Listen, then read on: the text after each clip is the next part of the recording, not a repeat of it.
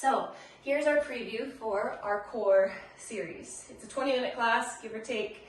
And this month we're going to be, again, focusing on your TVA, or your transverse abdominis, and your adductors. Why? Well, your TVA is crucial for intra-abdominal pressure and the maintenance of that.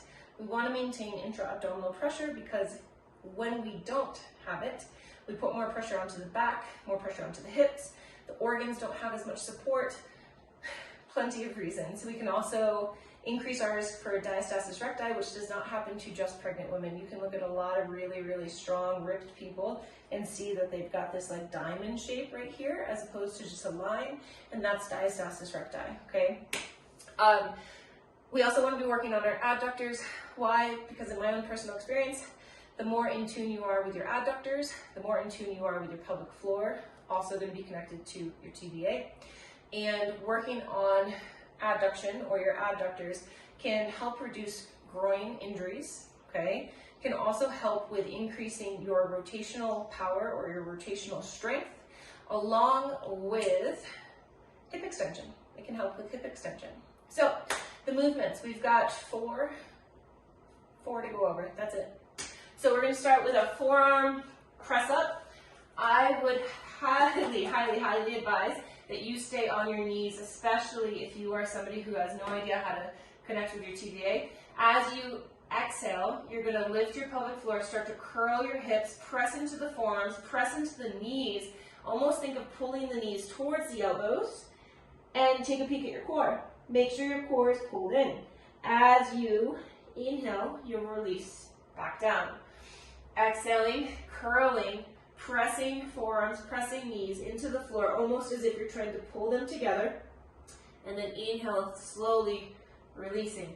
You have no contraction right here at the very bottom as you switch from that inhale to the exhale. The exhale is where that contraction begins, okay?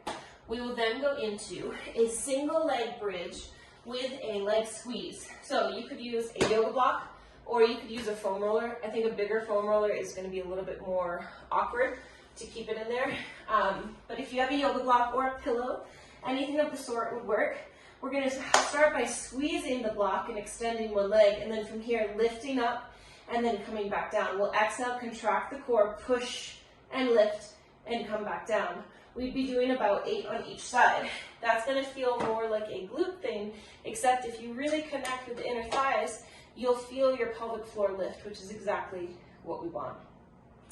We will then be going into slider, I don't know why I said slider, but glider, adduction. So, feet will be on your gliders, and you'll be in a plank position. I would recommend starting with a small range of motion and then going a little bit bigger. So, we start out, and then we are going to exhale, squeeze inner thighs. We'll inhale out, exhale, squeeze inner thighs. If this position doesn't feel great for you, you can go to a kneeling position. I would lift those feet up off the ground, sliding the knees apart, keeping the hips lifted, making sure that you don't drop your hips, and then from here, squeezing back in. Again, a combination of TVA and your inner thighs. The final movement that we'll be doing in our core class will be a side plank, bottom knee to elbow. So this top leg is working very, very strongly, the adductor line, to keep you supported, as is this part of your core. Option 1, knee is on the ground, but again, you need firm support in this top leg. We take an inhale, exhale, bend the torso, use the inner thigh to bring the knee up towards the elbow, and then inhale, reach back out. Exhaling, inhaling. If you're going to that full plank position, the back leg starts behind you, coming together, reaching back through.